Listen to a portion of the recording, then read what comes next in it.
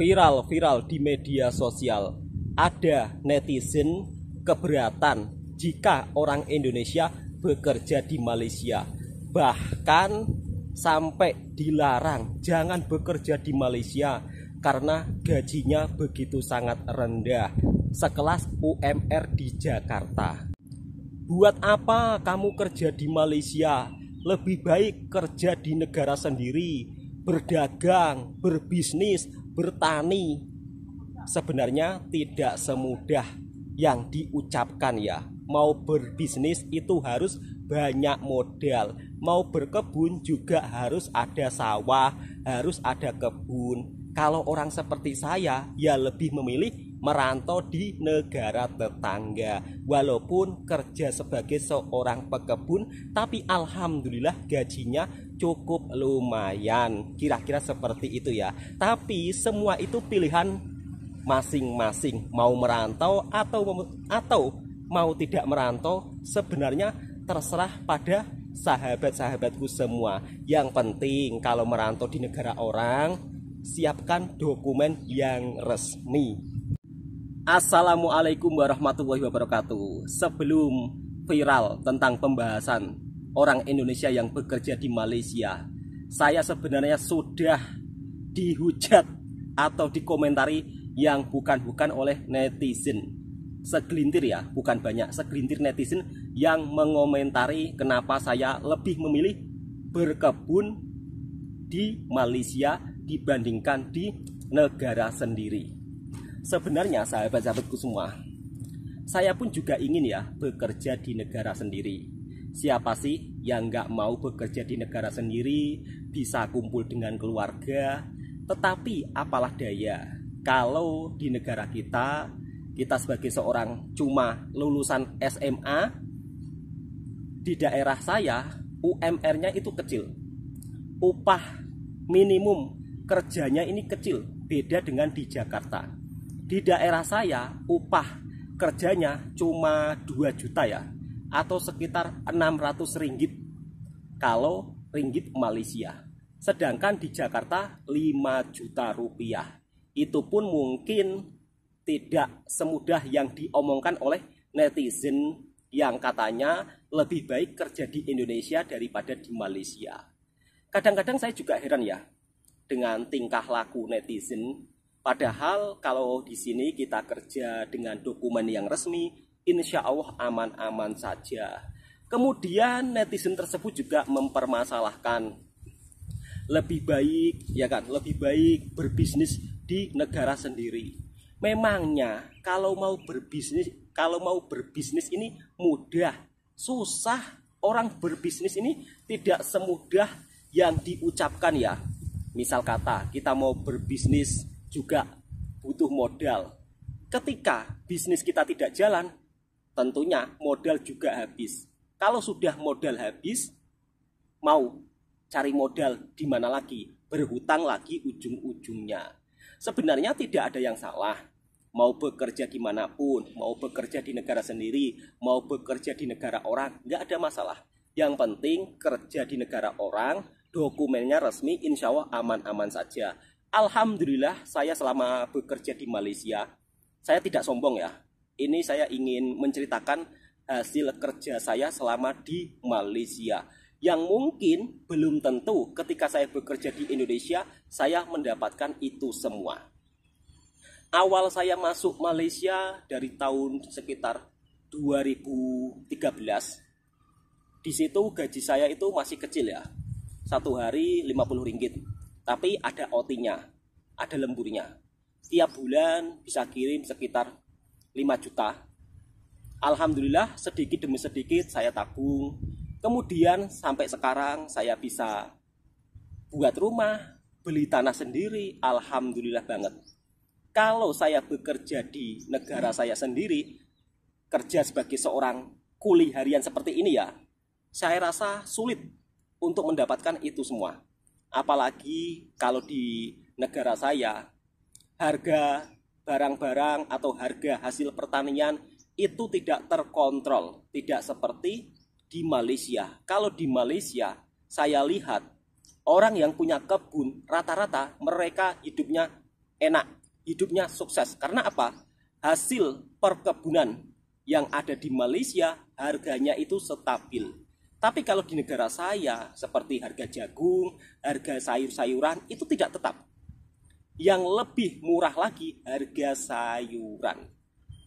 Ini sangat merugikan para petani ya kalau dari segi pendapat saya. Tapi masyarakat juga senang karena sayur murah.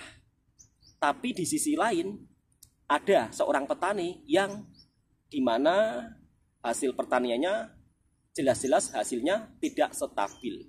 Kemudian kalau mau bertani di kampung saya, ini saya bicara di kampung saya ya. Kalau di kampung saya ini daerahnya daerah yang begitu cukup lumayan panas. Kalau tidak ada air hujan ya sulit untuk bisa bertani. Kalaupun mau bertani harus butuh modal biaya yang cukup lumayan besar, termasuk membuat sumur. Kalau kita membuat sumur itu modalnya juga puluhan juta, belum lagi kita beli mesinnya. Berbeda ya kalau di Malaysia. Di Malaysia ini perairannya itu sangat luar biasa. Padahal di sini untuk air sumurnya itu nggak ada ya, karena airnya di sini itu warnanya coklat.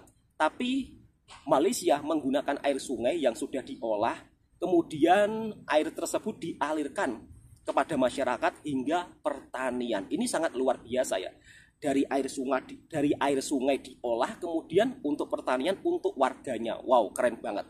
Di negara saya sebagian daerah menggunakan sistem seperti itu.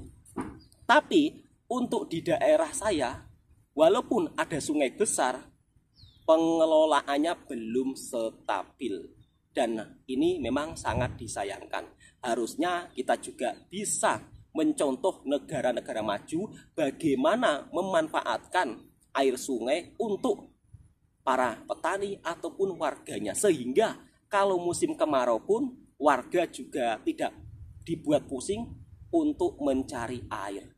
Dan di daerah saya kalau musim kemarau, Masya Allah, luar biasa. Kadang-kadang kita orang harus menunggu jam 12 malam untuk bisa mendapatkan air kalau musim kekeringan. Jadi teruntuk netizen yang kadang-kadang suka membanding-bandingkan orang yang bekerja di Malaysia lebih baik pulang bekerja di negara sendiri, lebih baik berbisnis, lebih baik berkebun, kemudian selalu menunjukkan keberhasilan seseorang. Di Malaysia, orang Indonesia itu jutaan orang. Kalau mungkin upload video tentang kesuksesan orang Indonesia yang bekerja di sini, banyak kalau mau dicari.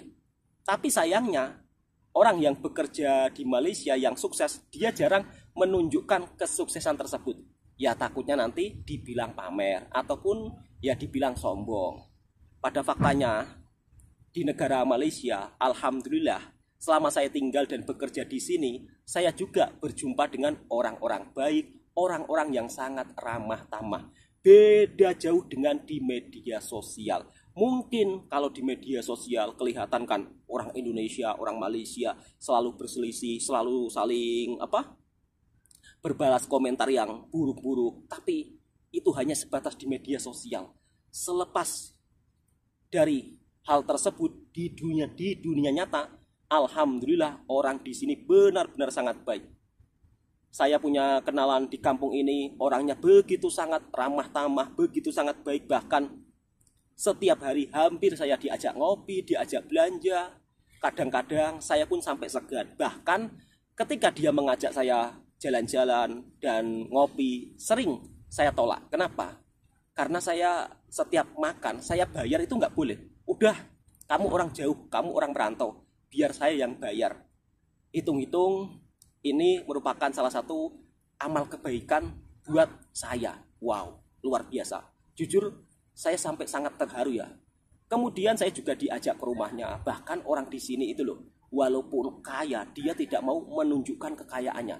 Dia itu istilahnya tidak mau pamer ya. Kalau di kampung kita kadang-kadang ada orang yang baru naik sedikit kan, sering pamer-pamer di media sosial, bahkan kalau jalan pun sudah beda. Tapi saya sangat salut ya dengan attitude orang Malaysia yang begitu ramah-ramah kalau dari segi pandangan saya.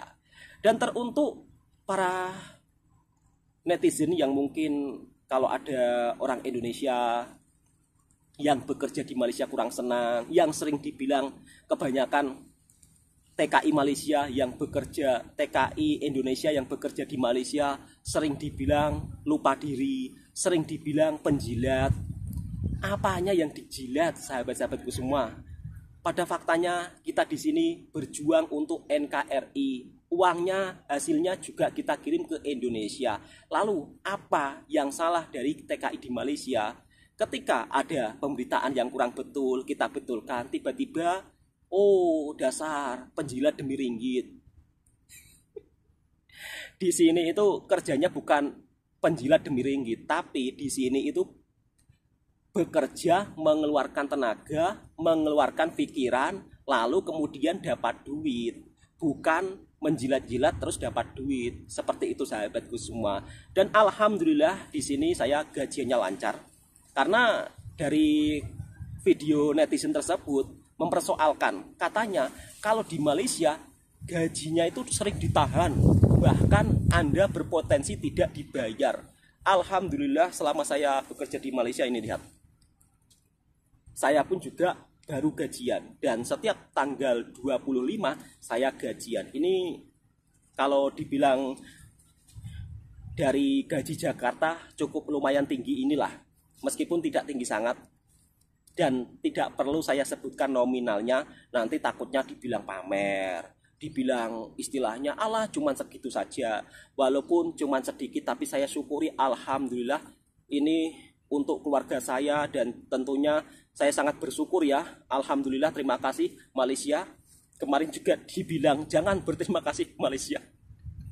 Sampai segitunya marah-marah ya. Kadang-kadang saya heran ya, kok bisa ya orang sampai berkomentar seperti itu, sampai membuat video seperti itu. Kamu tak perlu berterima kasih dengan Malaysia karena kamu sudah mentang-mentang kamu sudah bekerja di sana. Nggak perlu, itu seolah-olah menghambakan diri. Heran ya.